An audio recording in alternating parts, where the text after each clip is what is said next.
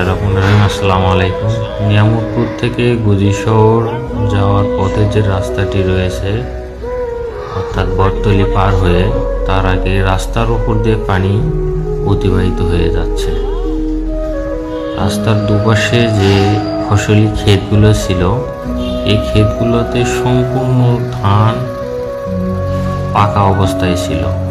হয়তোবা 7 থেকে 15 দিনের মধ্যে সমস্ত ধান কৃষক কেটে ঘরে তুলতে পারত, কিন্তু একদিনের এবং এক রাতের বৃষ্টি এবং উজানের ঢলে এখন এমন পরিস্থিতি যে রাস্তার দুপাশে শুধু পানি আর পানি। পানি ছাড়া কোনো কিছু দেখা যাচ্ছে না, কোনো ফসলি জমি জেগে নেই। কৃষকের বিশাল ক্ষয়ক্ষতির সম্মুখীন হয়ে গেল। কৃষকের ক্ষতির পরিমাণ এখনো নিরূপণ করা সম্ভব হয়নি, কিন্তু চারিদিকে শুধু পানি আর পানি। এই পানিটা যেন খুব সহজেই নেমে যায়। আল্লাহ সবার মঙ্গল করুক।